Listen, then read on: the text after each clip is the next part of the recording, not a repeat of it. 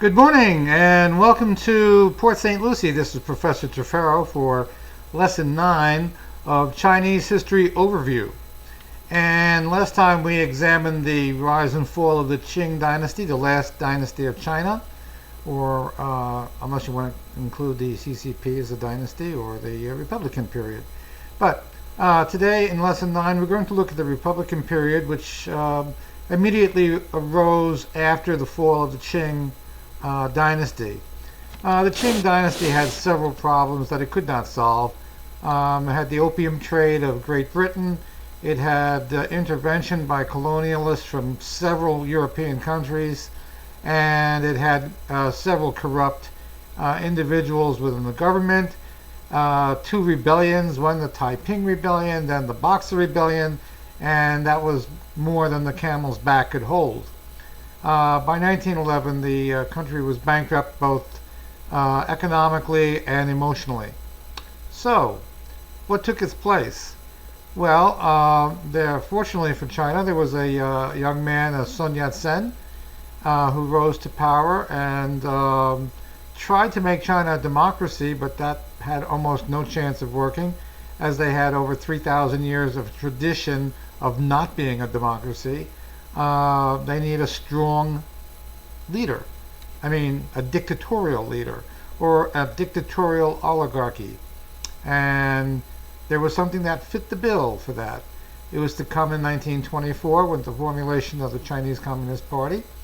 And they opposed the administration of Sun Yat-sen, and particularly Chiang Kai-shek, who was the military arm of Sun Yat-sen.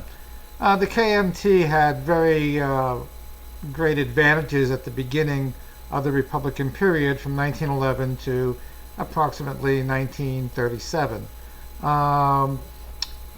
During those years, the KMT reigned in the cities, and the CCP had a loose confederation outside of the main cities of China. Basically in the center of China and the Western Hills. You will find that the KMT ruled with an iron fist. They had no tolerance for the CCP or anyone who opposed them. But they ran into a bigger iron fist in 1937 when Japan invaded Manchuria and conquered at least 1/3 of China, close to a half of China. And this Japanese domination did not unite the KMT and the CCP. They kept their armies separate. They kept their commanders separate. They occasionally cooperated on the very few operations that they put together against the Japanese, but they both knew that sooner or later they would need their own armies for themselves. And that did come to pass 8 years later in 1945, when abruptly, and I mean very abruptly, because of the nuclear droppings on Hiroshima and Nagasaki, the Japanese Empire collapsed. And that means that 1/3 of China was now free to rule itself. Who's going to take it? Well, generally speaking, the KMT took most of the cities and most of the power in 1945.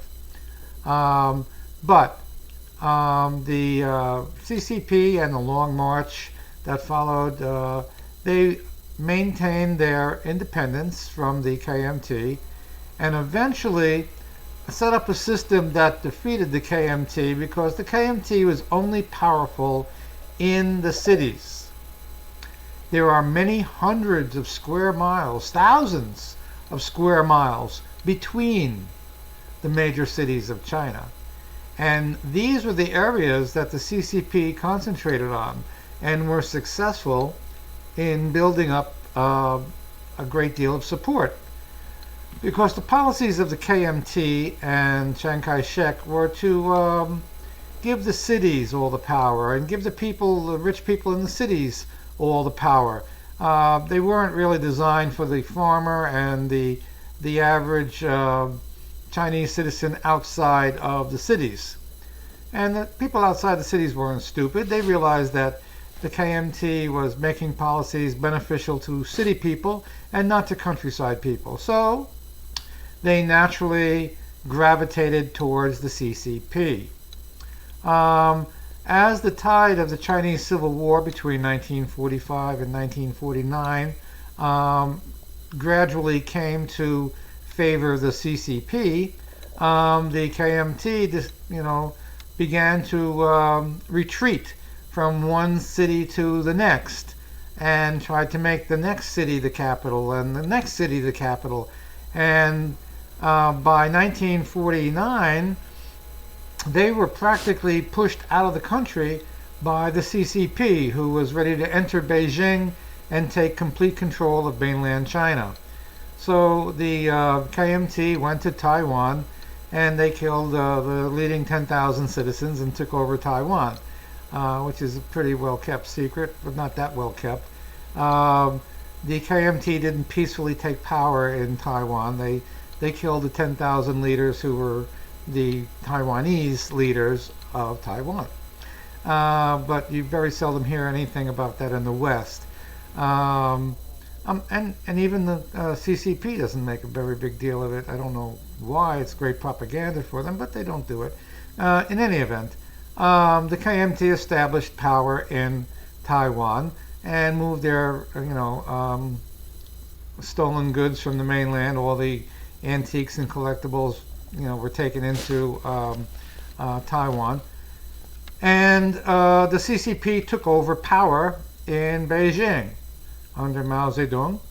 And the first thing that Mao Zedong did was to establish price controls, which were very, very good and absolutely necessary at the time. Energy price controls, food, shelter, and clothing, the basics of existence.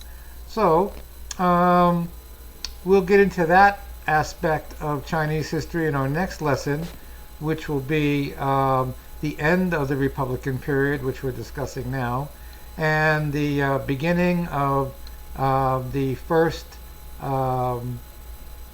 president of the CCP, Mao Zedong, who had a very long career and a very successful career in the beginning, but he ran off the track in the late 1960s with the Cultural Revolution. That was the event that destroyed his legacy to a certain degree, not completely, but to damaged his legacy. So that is how the Republican period started and how it ended. It ended in going to Taiwan, where it still exists today. The KMT runs Taiwan, and it likes to call itself other names and other things, but basically it's still the KMT. And if you're not a KMT supporter, you're not going to last very long in Taiwan. That's it for today. That pretty much covers the Republican period. And next time, we will look at Lesson 10, which will be the first president of the CCP, Mao Zedong. Until then, this is Professor Tefero from Port St. Lucie, wishing you all a happy and healthy day. Take care.